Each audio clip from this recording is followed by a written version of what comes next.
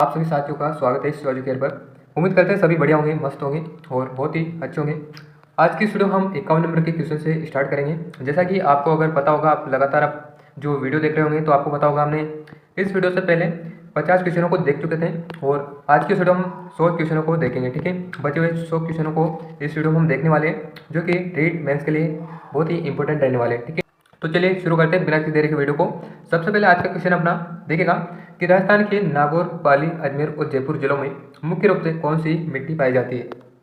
तो चलिए दोस्तों बताइए कौन सी जो मृदा है वो नागौर, पाली, अजमेर और जयपुर जिलों में पाई जाती है। तो यहाँ पे जिन भी दोस्तों ने बताया लाल लोमी मृदा, वो बिल्कुल राइट हो जाएगा। ठीक है, यानी कि ऑप्शन नंबर फर्स्ट इसमें बिल्कुल राइट आंसर हो जाएगा अपना। जो नागौर, पाली, अजमेर और जयपुर जिलों में मुख्य रूप से सिरोज में, जिसे धूसर मरुस्थलीय मिट्टी भी कहा जाता है, वो पाई जाती है। ठीक है, सिरोज में मिट्टी में जो है नाइट्रोजन और कार्बनिक पदार्थों की कमी पाई जाती है। सिरोज में मिट्टी में जो इसमें जो है पीले व भूरे रंग की मिट्टी भी आपको देखने को मिलती है। ठीक है, तो ये आपको ध्यान रखना है। ऑप्शन नंबर फर्स्ट इसमें बिल्कुल राइट आंसर हो जाएगा। अगला क्वेश्चन है कि कुंभलगढ़ दुर्ग का प्रमुख शिल्पी कौन था। क्या मंडन, गोविंद, नापा या फिर कुंजा। तो ध्यान रखिएगा, जो कुंभलगढ़ दुर्ग का शिल्पी था वो कौन था, मंडन था। ठीक है, आपको पता होगा कि जो कुंभलगढ़ किले का निर्माण है वो महाराणा कुंभा ने सन 1459 ईस्वी में करवाया था। कुंभलगढ़ किले को ध्यान रखिएगा अजयगढ़ के नाम से भी जाना जाता है और इसे जो है 2013 में यूनेस्को की विश्व धरोहर में भी शामिल किया गया। ठीक है, जो यूनेस्को में शामिल किया गया था सन 2013 में। ठीक है, चलिए अगला क्वेश्चन है, चोप नामक आभूषण का संबंध है। तो बताइए दोस्तों, चोप जो आभूषण है वो किस भाग में पहना जाता है। क्या दांत, कमर, उंगली या फिर कान। तो ध्यान रखिएगा ये कहाँ पहना जाता है, ये पहना जाता है दांत पर। ठीक है, चोप दांत के लिए एक छोटा आकार का आभूषण होता है। ये ज़्यादातर जो है पारंपरिक महिलाओं के द्वारा पहना जाता है। ठीक है, और तो आपको ध्यान रखना है ये कहाँ पहना जाता है, दांत में पहना जाता है। अगला क्वेश्चन है कि राजस्थान के किन जिलों में किन्नों का अधिकतम उत्पादन होता है। ठीक है, किन्नू जो एक फल होता है उसका अधिकतम जो उत्पादन है वो किन जिलों में होता है, ये आपको बताना है। चारों ऑप्शन आपके सामने है, तो बताइए आपका जो क्या आंसर यहाँ पे रहने वाला है। तो बिल्कुल अगर आपने भी यहाँ पे जो ऑप्शन नंबर बी बताया तो आपका बिल्कुल सही हो जाएगा। ठीक है, यानी कि गंगानगर और हनुमानगढ़ में जो है किन्नू का जो अधिक उत्पादन यहाँ पे किया जाता है। ठीक है, चलिए नेक्स्ट क्वेश्चन देखते हैं। जयपुर मेट्रो रेल प्रणाली भारत की ऐसी डेज प्रणाली है। तो बताइए कौन से नंबर की जो है प्रणाली है। क्या छठी, सातवीं, आठवीं या फिर पांचवीं। तो राइट आंसर हो जाएगा अपना ऑप्शन फर्स्ट। ठीक है, जयपुर मेट्रो रेल प्रणाली भारत की छठी मेट्रो रेल प्रणाली है। ठीक है, ये आपको ध्यान रखना है। उसके बाद में नेक्स्ट क्वेश्चन है, सेवण व लवण घास राजस्थान के किस जलवायु प्रदेश में उगती है। क्या अर्धशुष्क, उप आर्द्र, आर्द्र या फिर शुष्क। तो राइट आंसर क्या हो जाएगा अपना डी। ठीक है, यानी कि सेवण व लवण जो घास होती है पश्चिम राजस्थान के शुष्क क्षेत्रों में पाई जाती है। ये घास कम वर्षा वाले रेतीले भूमि में भी आसानी से उगती है। इन घासों का चारा पशुओं के लिए पौष्टिक और बहुत ही अच्छा माना जाता है। ठीक है, तो राइट आंसर क्या हो जाएगा अपना ऑप्शन नंबर डी। अगला क्वेश्चन है कि 8 सितंबर 1857 को जिस स्थान पर ठाकुर कुशाल सिंह की सेना ने जोधपुर की राजकीय सेना को पराजित किया। तो बताइए दोस्तों किस स्थान पर किया था। क्या आसोप, गुलर, बिथोड़ा या फिर खेजड़ी। तो ध्यान रखिएगा 8 सितंबर 1857 को जो है बिथोड़ा नामक स्थान पर ठाकुर कुशाल सिंह के नेतृत्व में क्रांतिकारी सेना ने अंग्रेजों एवं जोधपुर राज्य की संयुक्त सेना को पराजित किया था। ठीक है, जिसमें जो होनार सिंह मारा गया था और अंग्रेज सेनापति हितखोड़ वहां से भाग निकला था। जोधपुर एवं अंग्रेजी सेना को भारी नुकसान यहाँ पे हुआ था। ठीक है, तो राइट आंसर क्या हो जाएगा अपना बिथोड़ा हो जाएगा। ठीक है दोस्तों, यहाँ पे आपको एक कमेंट करके अवश्य बताना है कि कौन सा युद्ध है जो 1857 की क्रांति में हुआ था। ठीक है, वह युद्ध जो 18 सितंबर को हुआ था, जिसे काले व गौरव के नाम से भी जाना जाता है, वह युद्ध कौन सा है वो आपको कमेंट करके बताना है। ठीक है, नेक्स्ट क्वेश्चन है, बागुर की सभ्यता निम्नलिखित में से किस जिले में स्थित है। क्या भीलवाड़ा, जैसलमेर, गंगानगर या फिर बीकानेर। तो ध्यान रखिएगा बागुर की जो सभ्यता है वो कोटारी नदी के किनारे कहाँ पे स्थित है, भीलवाड़ा में स्थित है। यही आपको ध्यान रखना है। और यहीं से जो है एवं पशुपालन के प्राचीनतम साक्ष्य प्राप्त हुए हैं। ठीक है, ये बात भी आपको ध्यान रखनी है। जम्मू और रामगढ़ अभ्यारण्य राजस्थान के किस जिले में स्थित है। तो बताइए दोस्तों जम्मू और रामगढ़ जो अभ्यारण्य है वो राजस्थान के किस जिले में स्थित है। क्या उदयपुर, जयपुर, झालावाड़ या फिर हनुमानगढ़। तो यहाँ पे जो राइट आंसर क्या रहेगा, तो बिल्कुल यहाँ पे लगभग जो है आपने भी सही बताया होगा। ठीक है, कहाँ पे, जयपुर में। ठीक है, जम्मू रामगढ़ अभ्यारण्य कहाँ पे, राजस्थान की जयपुर राजधानी में स्थित है। इसकी स्थापना 1982 में की गई थी। ठीक है, स्थापना कब की गई थी तो ध्यान रखना है 1982 में इसकी स्थापना की गई थी। और इस अभ्यारण्य में जो हिरण, चिड़िया, प्रवासी आदि पाई जाती है। ठीक है, बेणेश्वर माही नदी व का संगम है। ठीक है, तो माही बेणेश्वर नदी और किसका संगम है, क्या अनाज, एराट, सोम या फिर साबरमती। तो ध्यान किया क्वेश्चन नंबर 60 क्या होगा, ऑप्शन नंबर सी। ठीक है, ऑप्शन नंबर सी यानी कि माही नदी मध्य प्रदेश के विंध्याचल के अमरोरू से निकलकर राजस्थान में खांडू के निकट बांसवाड़ा, ठीक है, बांसवाड़ा में प्रवेश करती है। और वेणेश्वर नामक स्थान पर जो इसमें सोम जाकम नदियाँ मिलकर त्रिवेणी संगम का निर्माण करती है। और ध्यान रखिएगा इसे जो आदिवासियों का कुंभ भी कहा जाता है। ठीक है, त्रिवेणी संगम जो होता है उसे आदिवासियों का कुंभ के नाम से जाना जाता है। और अगला क्वेश्चन देख लेते हैं, निम्नलिखित में से कौन सा पर्यटक स्थल कोटा जिले में स्थित नहीं है। ठीक है, यानी कि 3 जो कोटे में स्थित है, बाकी एक जो कोटा में स्थित नहीं है वो आपको यहाँ पे बताना है। सबसे पहले मुकुंदरा राष्ट्रीय हिल्स उद्यान जो कि कहाँ पे, कोटा में स्थित है। उसके बाद में अगला है किशोर सागर जो कि कहाँ पे, कोटा में। उसके बाद में नवल सागर जो कि कोटा में स्थित नहीं है। उसके बाद में कोटा बैराज दिया गया, ये भी कहाँ पे, कोटा में स्थित है। ठीक है, जो नवल सागर, जेत सागर, सूर सागर, झील राजस्थान के ये सभी कहाँ पे हैं, बूंदी में। ठीक है, ये आपको ध्यान रखना है। नवल सागर कहाँ पे, बूंदी में हो जाएगा। उसके बाद में बूंदी में और कौन कौन सी है तो वो भी आपको ध्यान रखना है। जेत सागर और सूर सागर जो नामक जिले हैं वो भी बूंदी में स्थित है, ये आपको ध्यान रखना है। चलिए, राजस्थान के अंत प्रवाही अपवाह तंत्र में कौन सी नदी सम्मिलित नहीं है। ठीक है, तो बताइए दोस्तों कौन सी नदी यहाँ पे सम्मिलित नहीं होती है, इसमें किसमें पूछा गया है। तो ध्यान रखना अंत प्रवाही अपवाह तंत्र में जो है कौन सी एक नदी नहीं आती है वो आपको यहाँ पे बताना है। तो ध्यान रखिएगा कौन सी हो जाएगी अपनी, पश्चिमी बनास। ठीक है, राजस्थान की अपवाह प्रणाली की प्रमुख विशेषता आपको ध्यान रखना है कि ये राज्य के लगभग 60% हिस्सा जो है आंतरिक अपवाह तंत्र में आता है। ठीक है, लगभग जो 60% जो है इसके अंतर्गत ही आता है, ये आपको ध्यान रखना है। और आंतरिक प्रवाह वाली नदियों में हम देखें तो कौन कौन सी हो जाएगी, गग्गर, बाणगंगा, कांतली, कांकनी व मंता आदि नदियाँ जो है आंतरिक अपवाह तंत्र में शामिल होती है। और पश्चिमी बनास नदी जो है कच्छ की खाड़ी में गिरती है, ये आपको ध्यान रखना है। ठीक है, ये कहाँ पे जाती है तो ये कच्छ की खाड़ी में जाती है, तो ये आपको ध्यान रखना है। अगला क्वेश्चन है कि निम्नलिखित में से एकलिंग शिलालेख 1460 ईस्वी का लेखक है। तो बताइए दोस्तों कौन सा राइट आंसर होगा, क्या महेश्वर, जगन्नाथ राव कुंभा या फिर जगत सिंह। तो राइट आंसर हो जाएगा अपना ऑप्शन नंबर फर्स्ट। ठीक है, यानी कि महेश्वर। गोयल वंश के प्रसिद्ध एकलिंग जी का मंदिर का निर्माण ध्यान रखिएगा बप्पा रावल के द्वारा करवाया गया था। एकलिंग जी मंदिर वंश के कुल देवता माने जाते हैं। ठीक है, एकलिंग जी जो है गोयल वंश के क्या माने जाते हैं, कुल देवता माने जाते हैं। एकलिंग मंदिर में स्थापित एकलिंग शिलालेख की रचना महेश भट्ट या फिर आप महेश्वर भी बोल सकते हो, उसके द्वारा की गई थी। बप्पा रावल का वास्तविक नाम भी आपको ध्यान रखना है, क्या था, कालभोज, जिनको जो है वास्तविक नाम कहा जाता है। ठीक है, तो इसके क्या हो जाएंगे, महेश या फिर महेश्वर, ये जो है इसके लेखक हो जाएंगे। मारवाड़ राव प्रगनारी विगत का लेखक है। तो बताइए दोस्तों कौन है, क्या दयालदास, चारण शिवदास, मोड़क नैन्सी या फिर पद्मनाभ। तो ध्यान रखिएगा मारवाड़ राव प्रगनारी विगत के लेखक जो है कौन है, मोड़क नैन्सी है। ठीक है, ये जो जसवंत सिंह के दीवान और प्रसिद्ध लेखक थे। उसके बाद में नेक्स्ट क्वेश्चन है कि निम्नलिखित में से कौन सी फसल सफेद सोना के नाम से जानी जाती है। ठीक है, व्हाइट गोल्ड के नाम से कौन सी फसल को जाना जाता है, क्या सोयाबीन, तंबाकू और कपास या फिर गेहूँ। तो ध्यान रखिएगा कपास को जो है क्या बोलते हैं, व्हाइट गोल्ड के नाम से जाना जाता है, ये आपको ध्यान रखना है। उसके बाद में ध्यान रखिएगा अगला क्वेश्चन है, डूंगरपुर राज्य में गोयल राजवंश का संस्थापक कौन था। ठीक है, क्या आजकरण, सैसलमल, सामंत सिंह या फिर उदय सिंह। तो 66 नंबर में जो अपना करेक्ट आंसर हो जाएगा सामंत सिंह। ठीक है, डूंगरपुर राज्य में गोयल राजवंश का संस्थापक महाराणा सामंत सिंह था, ये आपको ध्यान रखना है। बागड़ के राजा डूंगर सिंह ने 1358 ईस्वी में डूंगरपुर नगर की स्थापना की थी। ठीक है, डूंगर सिंह के द्वारा जो डूंगरपुर की स्थापना 1358 ईस्वी में की गई थी, आपको ध्यान रखना है। नेक्स्ट क्वेश्चन है कि बम नृत्य का संबंध है। तो बताइए दोस्तों बम नृत्य वो कौन से क्षेत्र में किया जाता है, क्या अलवर, उदयपुर, शेखावटी या फिर मारवाड़। तो ध्यान रखिएगा ये कहाँ पे किया जाता है, ये राजस्थान के अलवर और भरतपुर में किया जाता है, यानी कि ऑप्शन नंबर फर्स्ट इसमें बिल्कुल राइट आंसर हो जाएगा।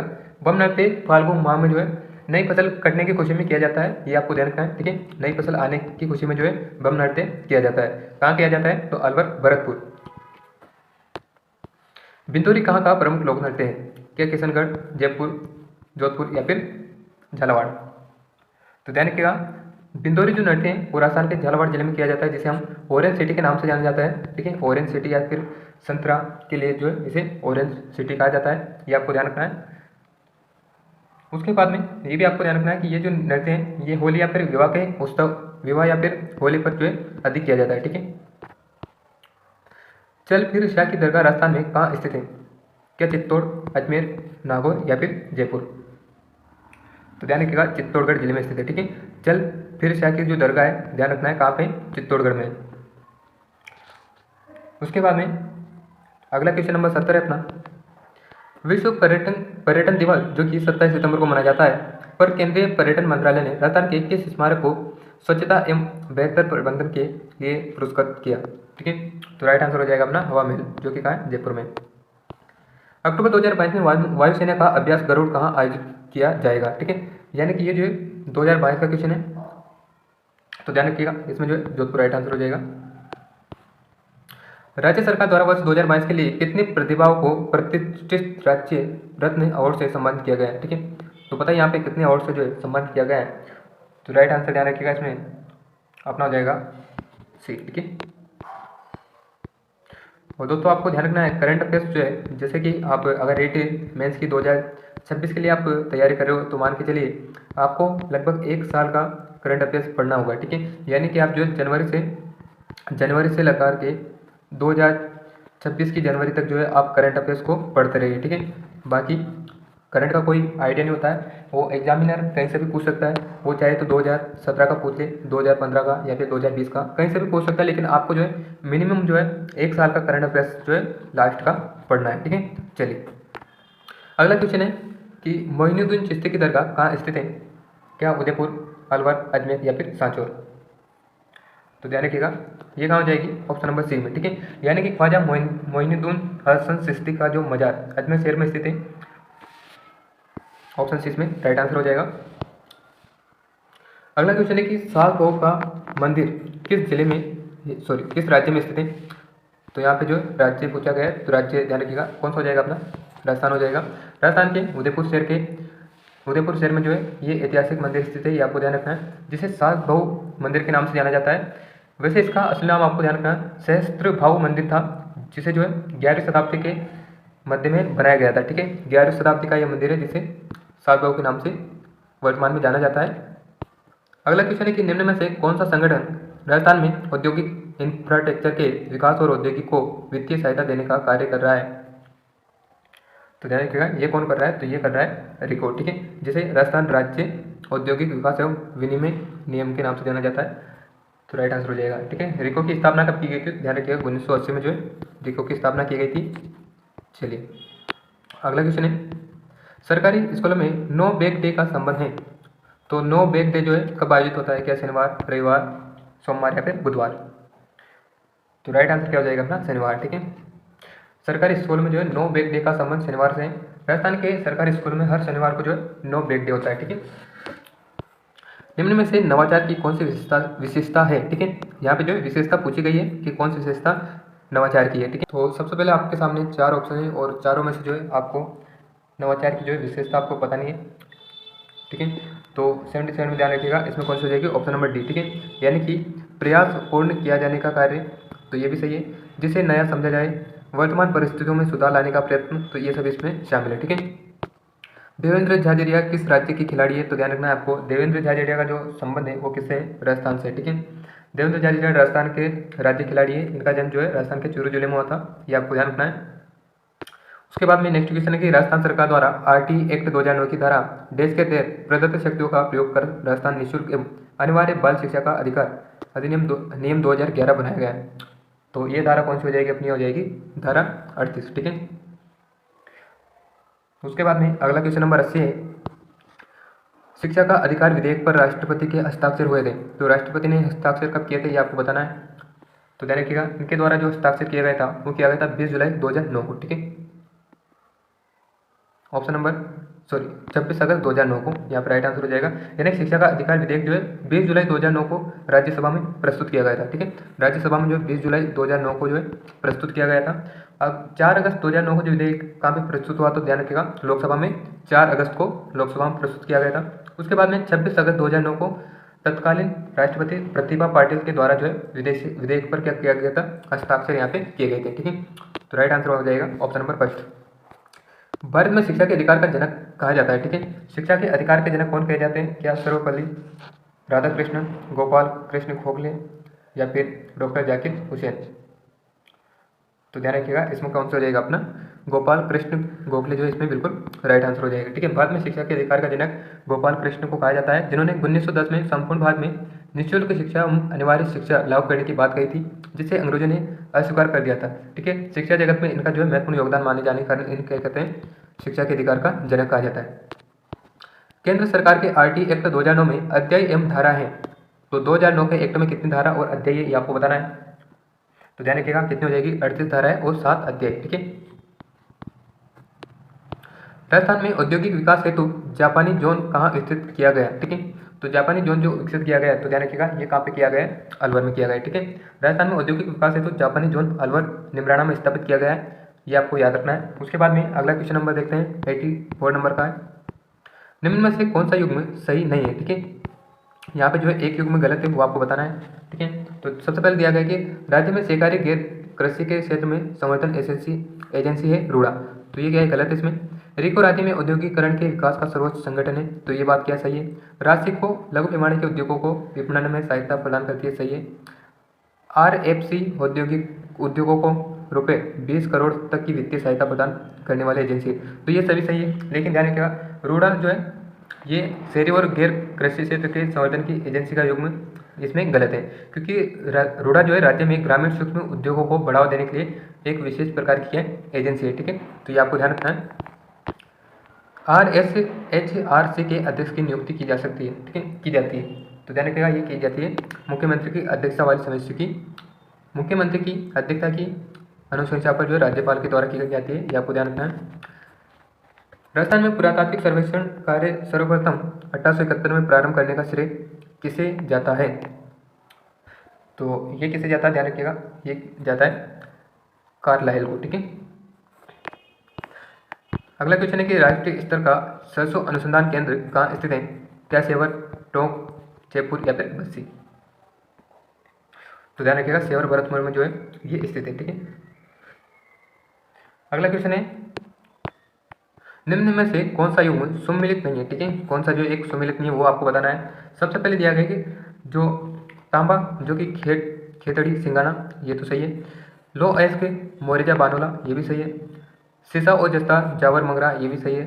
जो टंगस्टन है इसमें जो फलाना मंगला जो दिया गया है गलत है। ठीक है, टंगस्टन ध्यान रखिएगा डेगाना बलदा इसमें राइट आंसर होगा। ठीक है, तो ये इसमें क्या है? गलत हो जाएगा। गदिया सिक्के किस राज्य से संबंधित हैं? तो ये जो सिक्के हैं ये कौन से राज्य में प्रचलित हैं? तो ध्यान रखिएगा जोधपुर में। ठीक है, गदिया सिक्के का प्रचलन सर्वप्रथम जोधपुर राज्य में किया गया था। जोधपुर टकसाल के चांदी के सिक्के विश्व प्रसिद्ध हैं, ऐसा कहा जाता है, ये आपको ध्यान रखना है। देश के प्रधानमंत्री फसल बीमा योजना कब चालू की गई थी? तो ध्यान रखिएगा ये चालू की गई थी फरवरी 2016 में। ठीक है, इसको जो है प्रधानमंत्री श्री नरेंद्र मोदी जी के द्वारा जो है शुरू किया गया था, ये आपको ध्यान रखना है। उसके बाद में 91 है कि अत्यधिक का विलोम क्या है? ठीक है, अत्यधिक का विलोम यहाँ पे पूछा गया है, तो ध्यान रखिएगा इसमें कौन सा हो जाएगा? ऑप्शन फर्स्ट जो है इसमें राइट आंसर हो जाएगा अपना। उसके बाद में अगला क्वेश्चन है कि निम्न में से कौन सा वाक्य शुद्ध है? तो शुद्ध वाक्य यहाँ पे बताना है अपने को। तो सबसे पहले दिया गया है कि उसने मुझे पास आने के लिए कहा, तो ये क्या है? इसमें गलत है। ठीक है, तो सबसे पहले इसमें ध्यान रखिएगा शुद्ध वाक्य पूछा गया है, तो उसने मुझे पास आने को कहा, तो ये क्या है? इसमें बिल्कुल सही हो जाएगा। ठीक है, उसने मुझे पास आने को कहा, ये वाला वाक्य बिल्कुल सही हो जाएगा इसमें।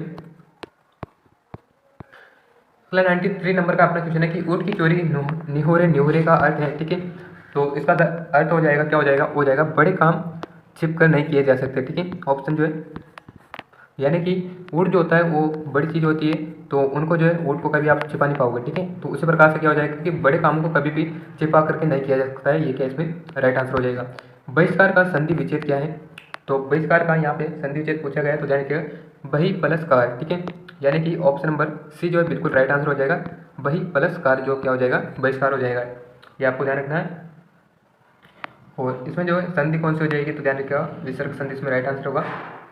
95 नंबर का अपना क्वेश्चन है कि निम्न में से अकर्मक क्रिया बताइए। ठीक है, अकर्मक यहाँ पे पूछा गया है, तो ध्यान रखिएगा यहाँ पे जो रोना दिया गया है ये क्या है, अकर्मक क्रिया है। अगला अपना इंग्लिश का क्वेश्चन पूछा गया है कि which of the following sentence has a direct narration. तो 96 में जो है आपको जो है देख लेना है। बाकी इसमें राइट आंसर क्या हो जाएगा, ऑप्शन नंबर सी। ठीक है, यानी कि he said to me invited comma do not class the limit, ये वाला बिल्कुल इसमें राइट आंसर हो जाएगा। Change the following into passive voice. ठीक है, आपको यहाँ पे जो है इसको रोक करके इसको चेंज करना है अपने हिसाब से। ठीक है, तो यहाँ पे जो दिया गया sentence do not insult your elders, तो इसका जो है आपको क्या पता पैसिव बनाना है। तो पैसिव जो आप बनाएंगे तो राइट आंसर क्या होगा, let your elders not be insulted by you. ठीक है, ऑप्शन सी जो है राइट आंसर होगा। इन 2004 डेज ए डॉक्टर, तो बताइए ब्लैंक में जो है क्या आएगा इसमें, तो ध्यान रखिएगा इसमें क्या आएगा, वेर यू। ठीक है, इन 2004 के in 2004 days were you a doctor. ठीक है, तो 98 में जो है सी वाला राइट आंसर हो जाएगा अपना। उसके बाद में अगला क्वेश्चन है कि in the sentence he was going along the road point out the sentence. ठीक है, पॉइंट आउट द, तो 99 में आंसर देख लेते हैं, तो कौन सा हो जाएगा, first continuous. Fill in the blanks with the correct article, article यहाँ पे आपको बताना है। तो यहाँ पे सेंटेंस दिया गया है, यस्टरडे आई साउ dash European reading on elephant. ठीक है, तो ध्यान रखिएगा इसमें जो है पहले में क्या आएगा अपना, पहले में आ जाएगा ए। ठीक है, क्योंकि यूरोपियन की जो ध्वनि होती है यू से स्टार्ट होगी, तो पहला में क्या आएगा, ए आएगा। उसके बाद में इसमें आ जाएगा एन। ठीक है, एलिफेंट की जो है ए से जो है ध्वनि स्टार्ट हो रही है, तो यहाँ पे एन आ जाएगा। ठीक है, अगला क्वेश्चन है, यदि एक पाइप का 3/10 भाग कीचड़ में, 3/5 भाग पानी में तथा शेष 5 मीटर पानी की सतह से ऊपर हो तो पाइप की लंबाई होगी। तो यहाँ पे जो अपने पास ज़्यादा स्पेस नहीं होने के कारण जो है हम इसको सॉल्व नहीं कर पाएंगे। बाकी आपको जो इसके रोक करके आराम से सॉल्व करके देखना है और आंसर आपको निकालना है। ठीक है, तो 101 में जो है हम आंसर आपको बता देते हैं, बाकी आपको इसको सॉल्व करके जरूर देखना है। तो आंसर क्या हो जाएगा अपना, ऑप्शन नंबर बी डी। ठीक है, यानी कि 50 मीटर जो है इसमें राइट आंसर होगा। उसके बाद में अगला है कि अंकों यानी कि 0, 2, 5 और 6 के उपयोग से बिना अंकों की पुनरावृत्ति के 3 अंकों की बनाई जा सकने वाली सबसे बड़ी और सबसे छोटी संख्या का अंतर यहाँ पे बताना है। ठीक है, तो ये अंतर जब आप निकालेंगे तो कितना आएगा, 4, 4, 7। ठीक है, यानी कि 447 जो इसमें राइट आंसर होगा। यदि किसी संख्या के 75% में 75 जोड़कर वही संख्या प्राप्त हो जाए तो वह संख्या क्या होगी। तो ध्यान रखिएगा वह कौन सी हो जाएगी, 300। ठीक है, 300 जो राइट होगा। अगला है कि समकोण त्रिभुज में सबसे लंबी भुजा कहलाती है, क्या कर्ण, लंब, आधार या फिर सभी। तो 104 में ध्यान रखिएगा क्या कहलाएगी, कर्ण कहलाएगी। ठीक है,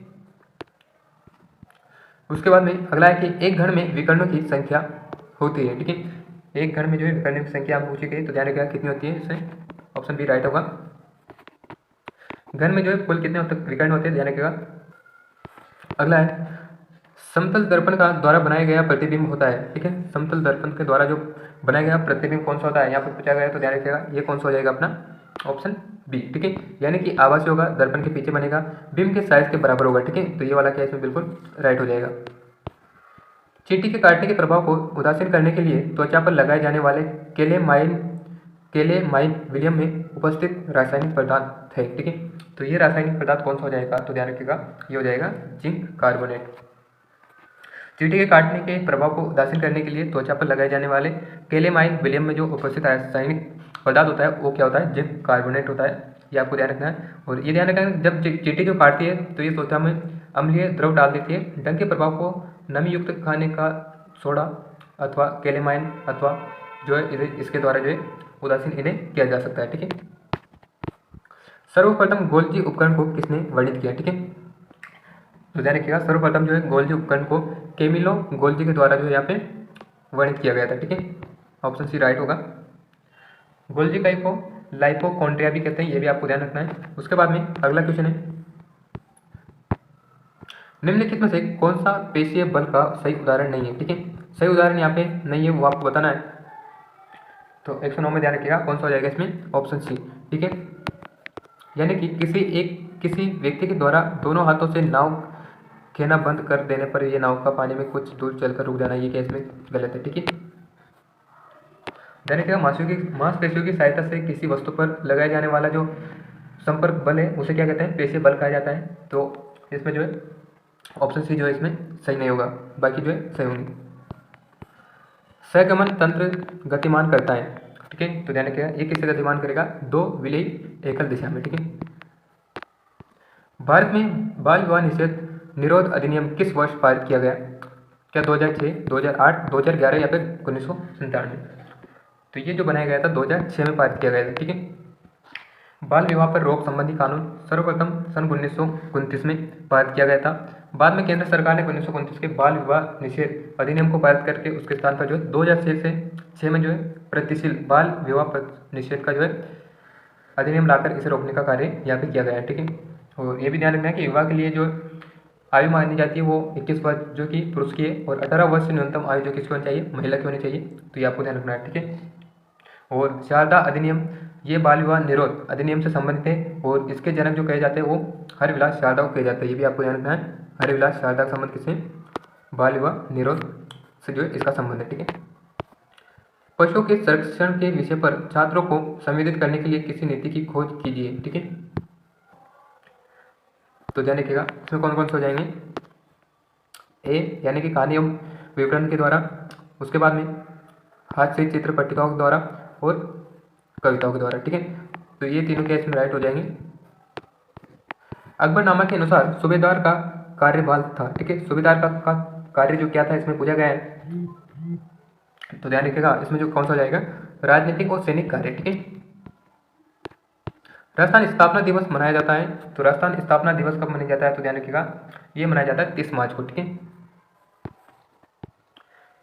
अगला क्वेश्चन है, राजस्थान में कौन सी, देखिएगा राजस्थान में कौन सी तिलहन की फसल रबी के मौसम में बोई जाती है, क्या सरसों, मूंगफली, सोयाबीन या फिर तिल। तो राइट आंसर हो जाएगा अपना सरसों, ठीक है। राजस्थान में सरसों की फसल जो है क्या है, रबी के मौसम में बोई जाती है, आपको ध्यान रखना है, ठीक है।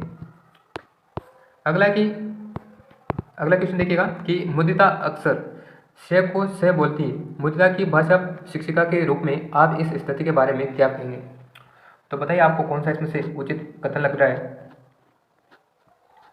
तो ध्यान रखिएगा, इसको क्या करेंगे हम, ये जो है क्या है, क्षेत्रीय भाषा का प्रभाव होता है, ठीक है। जिस कारण जो है विद्यार्थी से को से बोलती है, तो इस प्रकार का जो कार्य है वो क्षेत्रीय भाषा के रूप में आपको देखने को मिलता है, ये आपको ध्यान रखना है। उसके बाद में नेक्स्ट क्वेश्चन है कि बच्चों के भाषा प्रयोग में होने वाली त्रुटियों के संबंध में कौन सा कथन उचित नहीं है, ठीक है। यहाँ पे उचित नहीं पूछा गया है, तो चारों ऑप्शन को आपको पढ़ना है और उसके बाद में आपको बताना है, ठीक है।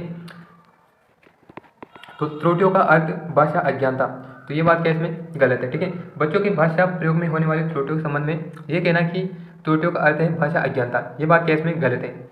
त्रुटियां अधिगम का एक हिस्सा होती है, ये आपको याद रखना है, ठीक है। बच्चे भाषा सीखने के दौरान अनेक प्रकार की जो है व्याकरणिक, वर्तनिक संबंधी, उच्चारण संबंधी त्रुटियां करते हैं, तो वो क्या एक अधिगम का एक हिस्सा माना जाता है, ठीक है। तो ये बात क्या इसमें गलत हो जाएगी। उसके बाद बच्चों की त्रुटियां मदद का मार्ग तय करती है, ठीक है, मदद का मार्ग तय करती है, ये बात क्या इसमें सही हो जाएगी। त्रुटियों का अर्थ नहीं है कि शिक्षक में कमी है, बात सही है। त्रुटियां सीखने की प्रक्रिया का एक पड़ाव है, बिल्कुल सही है। तो ए ऑप्शन इसमें क्या हो जाएगा, गलत हो जाएगा। मुहावरे और लोकोक्तियों को के प्रयोग के संदर्भ में कौन सा कथन उचित है, ठीक है। उचित कथन यहाँ पे आपको बताना है, तो ध्यान रखिएगा ये भाषा प्रयोग की प्रभावी बनाता है, ठीक है। तो मुहावरे और जो लोकोक्तियाँ होती है वो जो है भाषा को क्या करते हैं, प्रभावी बनाने का कार्य करते हैं। बेसिक शिक्षा प्रणाली में भाषा की शिक्षा निम्नलिखित में से किस माध्यम में दी जा सकती है, ठीक है। तो ध्यान रखिएगा सामाजिक परिवर्तन से, ठीक है, सामाजिक परिवर्तन के माध्यम से जो है ये शिक्षा दी जा सकती है। बेसिक शिक्षा प्रणाली जो कि 1937 में महात्मा गांधी की जो प्रचलित नाम है, ठीक है। बेसिक शिक्षा नाम देने वाले कौन थे, अपने महात्मा गांधी जी थे, ये आपको ध्यान रखना है। तो 120 में आपको देख लेना है, तो इसमें जो है राइट आंसर देखिएगा, राइट आंसर हो जाएगा अपना इसके फोल्डिंग, ठीक है। अगला क्वेश्चन है इंग्लिश का, जो कि आपको इसको पढ़ करके बताना है, ठीक है। आपको यहाँ पे वीडियो रोक करके इसको अच्छे से समझ करके इसका आंसर लगाना है। बाकी जो है इसमें हम आंसर जो क्या होगा, इसमें हो जाएगा अपना ऑप्शन ए, ठीक है, यानी कि लर्निंग डिसएबिलिटी जो इसमें राइट आंसर हो जाएगा। अगला है 122 नंबर का, जिस doctor west comprehensive test watch, ठीक है। तो 122 में जो है राइट आंसर ध्यान रखना है, ऑप्शन नंबर फर्स्ट हो जाएगा इसमें। उसके बाद में नेक्स्ट है कि सी इज नॉट सक्सेसफुल इन, तो सी जो क्या है, क्राउड क्लासरूम, तो ऑप्शन बी क्या है इसमें राइट होगा। अगला है प्रखर बुद्धि वाले बालकों में ये गुण नहीं होते हैं। तो कौन से गुण नहीं होते वो आपको बताना है, एक नहीं है इसमें। तो ध्यान रखिएगा, ये बालक संवेगात्मक दृष्टि से अस्थायी होते हैं। तो ये बात क्या इसमें गलत है, ठीक है।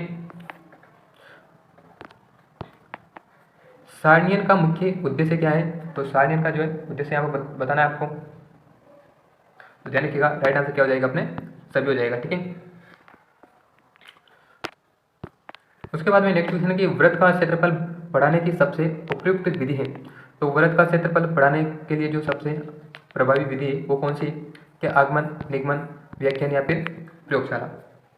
तो 126 में कौन सा हो जाएगा अपना प्रयोगशाला विधि, ठीक है। वृत्त का क्षेत्रफल बढ़ाने की सबसे उपयुक्त विधि कौन सी मानी जाती है? प्रयोगशाला विधि मानी जाती है, ये आपको ध्यान रखना है। उसके बाद में 127 नंबर का अपना क्वेश्चन है, गणित शिक्षण और अधिगम में शिक्षण सहायक सामग्री सहायता करती है, ठीक है। तो ये जो सहायता करती है वो किसमें करेगी? विषय वस्तु को जो मनोरंजक बनाने में, ठीक है। ऑप्शन पहला के सेकंड केस में राइट आंसर हो जाएगा। निम्नलिखित में से क्या विज्ञान पाठ्यचर्या की संज्ञानात्मक वैधता की संकल्पना की बेहतर व्याख्या करता है? तो ध्यान रखिएगा, क्या करता है इसमें? पाठ्यचर्या सामग्री की आयु उपयुक्तता, ठीक है। 129 का क्वेश्चन है कि कौन सी शिक्षण सहायक सामग्री श्रव्य दृश्य उपकरण में सम्मिलित नहीं है, ठीक है। क्या चलचित्र, टेलीविजन, लैपटॉप या फिर चित्र विस्तारक? तो राइट आंसर क्या होगा अपना चित्र विस्तारक, ठीक है। यानी कि श्रव्य दृश्य जो उपकरण होते हैं ये वह साधन होते हैं जिसमें श्रव्येंद्रिय और दृश्येंद्रिय, जो श्रव्य और दृश्य दोनों का प्रयोग किया जाता है। इन उपकरणों के माध्यम से जो है ज्ञानात्मक, भावात्मक और क्रियात्मक उद्देश्यों की प्राप्ति की जा सकती है। तो इसमें जो मुख्य रूप से टीवी, वीसीआर, चलचित्र, लैपटॉप, नाटक आदि के सम्मिलित होते हैं। एक छात्र ने कहा कि मिट्टी में नमी बिल्कुल नहीं होती। निम्नलिखित में से कौन सी सुधारात्मक प्रक्रिया इस गलत धारणा को दूर करने में उपयुक्त हो सकती है, ठीक है। तो ध्यान रखिएगा, इसमें कौन सी हो सकती है कि मिट्टी के नमूने के वजन की धूप में सुखाने से पहले और सुखाने के बाद उसकी तुलना करके ऐसा छात्र को बताना चाहिए, ठीक है। तो ये क्या है इसमें राइट हो जाएगा।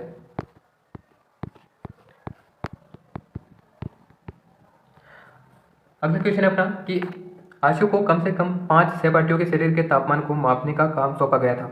आशु का आकलन करने के विशिष्ट संकेतक निम्नलिखित में से अवांछनीय संकेतक की पहचान करें, ठीक है। तो चारों कथनों को आपको पढ़ना है और आंसर आपको यहाँ पे लगाना है कि कौन सा आपको जो है यहाँ पे सही होगा, ठीक है। तो ध्यान रखिएगा कि इसमें कौन सा हो जाएगा कि निष्कर्ष निकलता है कि सभी व्यक्तियों का तापमान क्या होता है? 60 डिग्री होता है, ठीक है। ये क्या है इसमें राइट आंसर होगा। सामाजिक विज्ञान शिक्षण में सामाजिक रचनावाद बल देता है। तो ध्यान रखिएगा ये किसे बल देगा? प्रयोगात्मक अधिगम पर, ठीक है। अगला क्वेश्चन है, कथन ए सामाजिक विज्ञान के पाठ्यक्रम के दायरे के विस्तृत होने की संभावना बनी रहती है, ठीक है। अगला कथन दिया गया है, बच्चे बाहरी दुनिया के तमाम अनुभवों को कक्षा में लेकर आते हैं। तो इसमें जो कौन कौन से कथन आपको बताने हैं, कौन कौन से क्या इसमें सही होंगे और कौन से गलत हैं।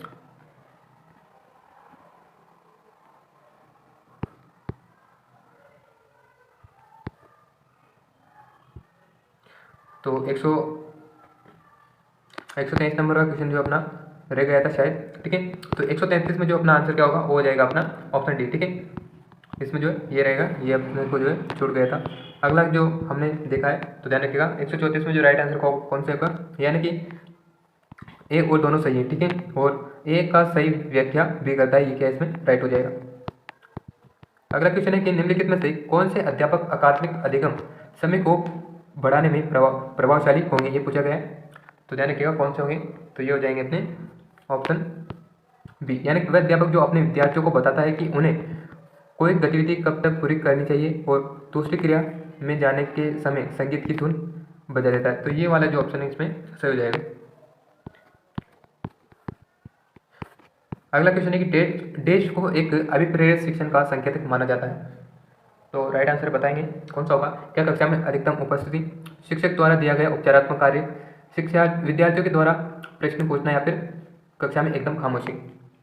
जो ऑप्शन सी राइट होगा, ठीक है। यानी कि विद्यार्थियों के द्वारा प्रश्न पूछना वाला क्या इसमें बिल्कुल राइट आंसर हो जाएगा। अगला है कि स्थिर अवस्था बनाए रखने के लिए शरीर की मूल जो प्रवृत्ति को कहा जाता है, ठीक है। क्या समस्थिति, संतुलन, बढ़ावा या फिर प्रेरणा? तो राइट आंसर हो जाएगा अपना समस्थिति, ठीक है। बाल विकास एक प्रणाली है। तो बाल विकास एक तो कौन सी प्रणाली है? क्या धीमी तेज गति की, सतत क्रमिक लगातार चलती है, समान रूप में लगातार चलते हुए विकास की या फिर प्रायिक विकास की। तो ध्यान रखिएगा इसमें कौन सा हो जाएगा, सतत, क्रमिक और लगातार चलने वाले। ठीक है। शिक्षण को प्रभावित करने वाला निम्नलिखित में से कौन सा घटक शिक्षक से संबंधित नहीं है। ठीक है, शिक्षक से संबंधित नहीं पूछा गया, तो ध्यान रखिएगा इसमें हो जाएगा अपना संसाधनों की उपलब्धता। गतिविधि आधारित शिक्षण देश पर बल देता है, तो बताइए किस पर देता है। क्या सभी विद्यार्थियों की सक्रिय भागीदारी पर, निश्चित अवधि में गतिविधि पूर्ण करने पर, खेलने पर, या फिर अनुशासित कथा पर। तो ध्यान रखिएगा ये जो है विद्यार्थियों की जो है सक्रिय भागीदारी पर बल देता है। ठीक है। निम्नलिखित में से कौन सी व्यक्तित्व की विशेषता नहीं है। ठीक है, एक जो व्यक्तित्व की विशेषता, यहाँ पे जो कौन सी है पूछा गया है। ठीक है, तो सबसे पहले आपको चारों कथनों को पढ़ना है, उसके बाद में आपको यहाँ पर अपना आंसर बताना है। तो ध्यान रखिएगा इसमें जो सभी होंगे, यानी कि इसके अंतर्गत शारीरिक और मनोवैज्ञानिक दोनों ही घटक आते हैं। बिल्कुल सही है। किसी व्यक्ति विशेष में व्यवहार के रूप में इसकी अभिव्यक्ति पर्याप्त रूप में अनन्य होती है, तो ये भी सही हो जाएगा। इसकी प्रमुख विशेषता है साधारण समय के साथ परिवर्तित नहीं होती है, तो ये क्या सही है। तो ऑप्शन तीनों क्या है इसमें राइट हो जाएंगे। बुद्धिमत्ता के समकालीन सिद्धांतों के अनुसार बुद्धि क्या है। क्या केवल दूसरों की नकल करने की क्षमता, एक विशिष्ट एकाकी क्षमता या फिर क्षमताओं का एक समूह, या फिर विलक्षण और सामान्य अवधारणा। तो ध्यान रखिएगा इसमें हो जाएगा क्षमताओं का जो है एक क्या है समूह। ठीक है, बुद्धिमत्ता के समकालीन सिद्धांतों के अनुसार बुद्धि क्षमताओं का एक क्या है समूह है, अर्थात बुद्धि के अनेक क्षमताओं का एक साथ समावेश होता है, तो ये क्या है बुद्धि। विद्यार्थियों की शिक्षा में देश की महत्वपूर्ण भूमिका होती है। क्या आनुवंशिकता, वातावरण, या फिर दोनों, या फिर इनमें से कोई नहीं। तो राइट आंसर बताएंगे आप सभी यहाँ पे कौन सा होगा। तो यहाँ पे जो है बिल्कुल यहाँ पे क्या हो जाएगा, यानी कि आनुवंशिकता और वातावरण दोनों क्या इसमें शामिल है। ठीक है, शिक्षा मनोविज्ञान का अध्ययन अध्यापक को इसलिए करना चाहिए ताकि इससे वह अपनी परीक्षाओं में प्रथम आ सकें, इसकी सहायता से अपने शिक्षण को अधिक प्रभावित बना सकें, इससे शिक्षक को आत्मसंतुष्टि मिल सके, इससे वह दूसरों को प्रभावित कर सके। तो शिक्षा मनोविज्ञान का अध्ययन अध्यापक को करना चाहिए। तो ध्यान रखिएगा क्यों करना चाहिए, क्योंकि इसकी सहायता से जो है अपने शिक्षण को अधिक प्रभावशाली जो है बनाया जा सकता है। ठीक है, तो ऑप्शन क्या है इसमें बी बिल्कुल राइट होगा।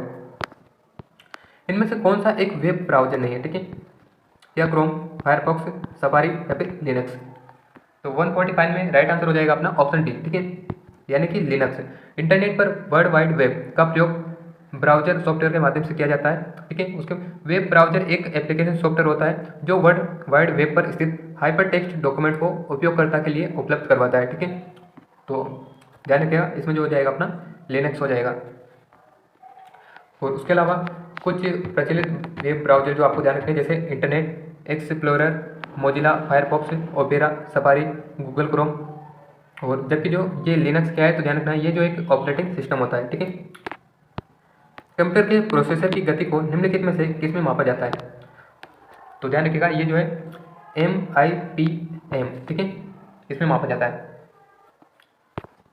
अगला क्वेश्चन है कि कंप्यूटर प्रोसेस द्वारा इंफॉर्मेशन में परिवर्तित करता है क्या नंबर को, डाटा को, इनपुट, या फिर प्रोसेसर। तो राइट आंसर हो जाएगा अपना कि कंप्यूटर जो डाटा को प्रोसेस द्वारा इंफॉर्मेशन में बदलने का कार्य करता है, ये आपको ध्यान रखना है। अगला क्वेश्चन है कि बाह्य अनुदेशन भी कहा जाता है, तो कौन सी विधि को जो है बाह्य अनुदेशन के नाम से जाना जाता है। तो ध्यान रखिएगा, देखिए अभिक्रमित अनुदेशन को जो है बाह्य अनुदेशन भी कहा जाता है, ये आपको ध्यान रखना है। ठीक है, ऑप्शन फर्स्ट इसमें बिल्कुल राइट आंसर हो जाएगा। निम्नलिखित में से किस समूह में केवल आउटपुट डिवाइस है। ठीक है, कौन कौन से जो है आउटपुट में शामिल होंगे। तो ध्यान रखिएगा इसमें जो प्लॉटर, प्रिंटर और मॉनिटर, ये जो किस में आएंगे आउटपुट में शामिल होंगे। ठीक है, उसके बाद में प्लॉटर ध्यान रखिएगा ये जो एक ग्राफ तथा रेखा चित्र जिसे आउटपुट को जो है प्रदर्शित करने का कार्य करता है। प्रिंटर कागज एवं मॉनिटर स्क्रीन पर आउटपुट प्रदर्शित करने का कार्य करता है। इनपुट ध्यान रखिएगा इनपुट में जो है keyboard, mouse, trackball, joystick, scanner, microphone, webcam, barcode reader, touch screen, ये सभी जो है इनपुट में शामिल होते हैं, तो इनको भी आपको ध्यान रखना है। ठीक है, शाकीय अभिक्रमित अनुदेशन का आरंभ किया, तो किसके द्वारा जो है शाकीय अभिक्रमित का जो है प्रारंभ किया गया था। तो ध्यान रखिएगा ये किया गया था नॉर्मन क्राउडर के द्वारा। ठीक है, तो दोस्तों हमने जो है इसमें टोटल 100 क्वेश्चनों को देख चुके हैं। ठीक है, और 100 क्वेश्चन में जो हमने जो ओनली जो है पढ़ाई पर जो बात की, हमने जो है इधर उधर की बिल्कुल भी बात इसमें नहीं की है। और उम्मीद करते हैं कि आपको वीडियो अच्छा लगा होगा। अगर वीडियो पसंद आए तो वीडियो को ज़्यादा से ज़्यादा अपने दोस्तों के साथ शेयर करें। चैनल को सब्सक्राइब नहीं किया तो कर लीजिएगा, और हाँ, वीडियो को लाइक नहीं किया तो जरूर करेगा, ताकि हमें भी जो इससे मोटिवेशन मिलता रहे और आपके लिए जो इसी प्रकार की और बेहतर क्लासेस आपके लिए उपलब्ध करवाते रहें। ठीक है, तो उम्मीद करते हैं कि वीडियो अच्छा लगा होगा।